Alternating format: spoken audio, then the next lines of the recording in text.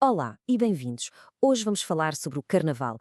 E olhem, preparem-se, porque a história por trás da festa, dos confetes e das serpentinas é muito, mas muito mais antiga e profunda do que a maioria de nós imagina. Vamos lá mergulhar nesta viagem ao passado. E para começar, deixe já aqui a pergunta que nos vai guiar. O que é que os deuses da Roma Antiga têm a ver com o carnaval que conhecemos hoje? Parece uma ligação um bocado estranha, não é? Pois, mas a resposta revela uma conexão absolutamente fascinante que atravessa milénios de história. Quando pensamos em Carnaval, a primeira imagem é, claro, a de uma festa gigante, cheia de cor e alguma confusão, que acontece mesmo antes da Quaresma. E essa ideia está certíssima, claro que está, mas, como nos mostra a investigação de Helen Regina da Costa, isso é apenas a pontinha do iceberg, a camada mais recente de uma tradição com raízes que vão muito, muito mais fundo. Ok, para começar a descascar as camadas desta história, a nossa primeira paragem é aqui mesmo, em Portugal.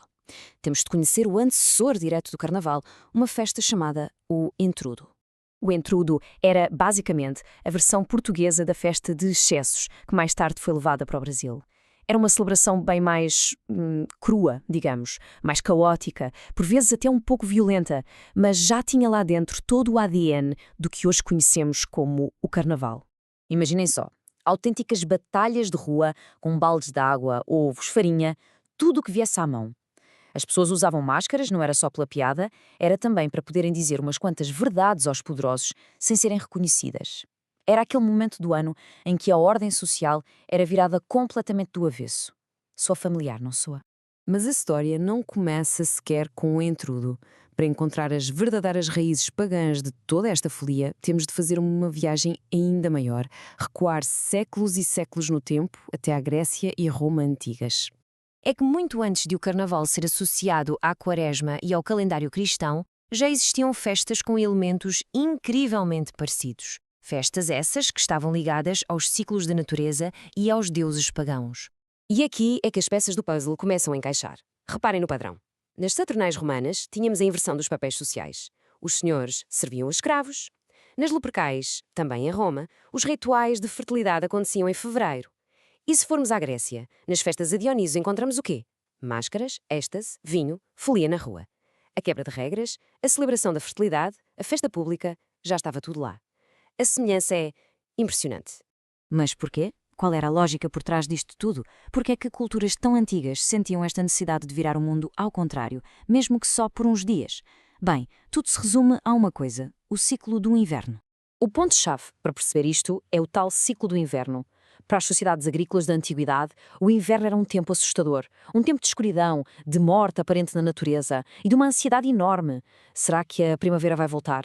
Será que vamos ter boas colheitas? Estas festas eram, no fundo, uma forma de tentar dar uma ajudinha ao cosmos. E esta lógica é absolutamente fascinante. A ideia era que para o mundo renascer com força e ordem na primavera, era preciso primeiro mergulhá-lo num caos total e simbólico. Era literalmente como carregar num botão de reset cósmico através de uma festa gigante e desregrada. Então, a pergunta seguinte é: como é que estas tradições pagãs, ligadas à agricultura, acabaram por se fundir com o calendário cristão? A resposta está na forma inteligente como o cristianismo, ao expandir-se, absorveu e deu um novo significado às tradições que já existiam e que eram demasiado populares para serem simplesmente apagadas. A Igreja Cristã, à medida que se espalhava pela Europa, percebeu que era muito mais eficaz adaptar estas festas do que tentar proibi-las. E assim, aquele ritual que pedia fertilidade à terra transformou-se numa última oportunidade de excessos antes dos 40 dias de jejum e penitência da Quaresma. O ritual manteve-se, mas a sua razão de ser foi completamente reinterpretada. Até o nome que usamos hoje reflete esta mudança. Carnaval, que vem do latim carnevale, significa algo como adeus à carne. Uma referência direta ao período de jejum que se segue, ligando de vez a festa ao calendário cristão. E tudo isto nos traz a uma última questão, talvez a mais importante: por que é que, depois de tantos séculos, de tantas transformações e reinterpretações, esta festa continua a ter tanta força e a mexer tanto connosco? E esta citação resume tudo na perfeição. Podem ter mudado os deuses, as religiões, os calendários, mas a estrutura cultural da festa, essa necessidade de invertir papéis, de usar máscaras, de ter um tempo de exceção, isso resistiu a tudo.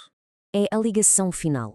Quando vemos um desfile a satirizar os políticos, Ou quando as pessoas se mascaram para se sentirem livres da sua identidade do dia a dia, estamos no fundo a assistir à continuação de práticas com milhares e milhares de anos. A essência está toda lá. Pensem nesta viagem incrível. O que começou como um pedido quase desesperado pela renovação da vida no campo, transformou-se hoje num espetáculo global que celebra essa mesma vida em todas as suas formas.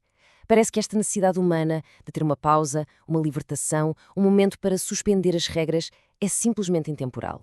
E fica esta reflexão final. Será que, quando sentimos aquela vontade de festejar, de quebrar a rotina, de celebrar sem regras, não estaremos apenas a responder a um chamado muito, muito antigo que faz parte da nossa própria natureza? É algo em que pensar. Obrigada por terem acompanhado esta análise.